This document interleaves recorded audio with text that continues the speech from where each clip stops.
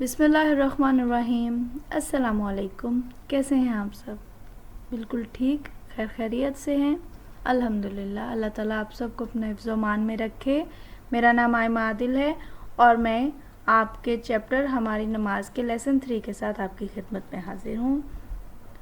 हमारी नमाज अल्लाह ताला का सबसे पसंदीदा अमल है। अल्लाह ताला को वो इंसान बहुत पसंद है जो नमाज अदा करता है। मुसलमान पर दिन में 5 मरतबा नमाज पढ़ना फ़र्ज़ है। नमाज़ें मुख्तलिफ़ औक़ात में अदा की जाती हैं। नमाज़ पढ़ने का तरीक़ा हमें हमारे प्यारे नबी हज़रत मोहम्मद सल्लल्लाहु अलैहि वसल्लम ने बताया है। नमाज़ पढ़ने से पहले बावज़ू होना ज़रूरी है। नमाज़ पढ़ने की जगह, नमाज़ पढ़ने वाले कपड़े और आपका जिस्म पाक साफ़ होना ज़रूरी है। नमाज़ पढ़ते वक्त किबला की तरफ यानी खाना काबा की तरफ मुँह करके नमाज़ पढ़ते हैं। लड़के और मर्द मस्जिद में जाके नमाज़ अदा करते हैं, जबकि लड़कियां और औरतें घरों में नमाज़ अदा करती हैं। नमाज मुख्तलिफ़ रकात के साथ मुख्तलिफ़ औक़ात में पढ़ी जाती हैं।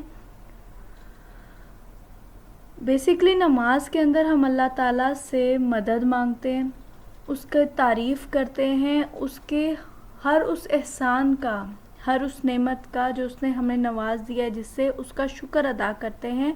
और वो गुनाह जो हम हर सांस के साथ कर रहे होते हैं उसकी हम माफ़ी तलब करते हैं। अल्लाह ताला को मांगना बहुत पसंद है। जो नमाज में हम उससे मांग ही रहे होते हैं, कभी दुआ मांगते हैं, कभी माफ़ी मांगते हैं, कभी शुक्र अदा करते हैं।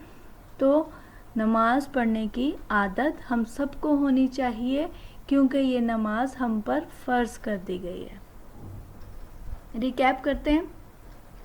अभी तक इस सबक में हमने अल्लाह की नेमतों का जिक्र किया, नमाज़ों के नाम, नए अल्फाज और उनके जोड़ तोड़ किए। आज हम पढ़ेंगे नमाज के बारे में थोड़ी सी बातें और उनके औकात।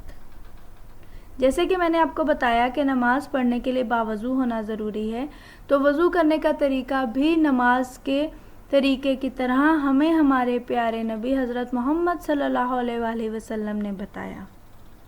वज़ू करने से इंसान पाक साफ़ हो जाता है। तो नमाज के लिए वज़ू बहुत ज़रूरी है, क्योंकि नमाज़ पढ़ने के लिए आपका पाक साफ़ होना ज़रूरी है। ठीक है, चलिए नमाज के वक्त पढ़ते हैं। फजर पढ़ते हैं हम सुबह सादिक के वक्त। सुबह सादिक से मुराद ये है कि सूरज निकलने से पहले, जब अभी अंधेरा होता है, तब हम फजर की नमाज़ अदा करते हैं, जो कि दिन की पहली नमाज है और इसकी 4 रकात हैं। ज़ोहर दोपहर के वक्त अदा की जाती है, इसकी 12 रकात हैं। और ये सूरज जब दोपहर को पूरे अपने अरूज के साथ आसमान पर हमें नज़र आ रहा होता है, हर तरफ रोशनी और गर्मी फैली होती है, उस वक्त अदा की जाती है। असर शाम के वक्त, जब दिन आहिस्ता आहिस्ता ढल रहा होता है, यानी सूरज की गर्मी कम हो रही होती है, उस वक्त पढ़ी जाती है और इसकी 8 रकात हैं। मगरिब सूरज गरूब होने के फ़ौरन बाद पढ़ी जाती, जैसे कि तस्वीर में आपको नज़र आ रहा है कि रात हो रही है, लेकिन अभी पूरी तरह रात नहीं हुई, सूरज गरूब हो गया, इस वक्त अदा की जाती है। और इसकी 7 रकात हैं। इशा रात के वक्त अदा की जाती है और इसकी 17 रकात हैं। हर नमाज का अपना वक्त है।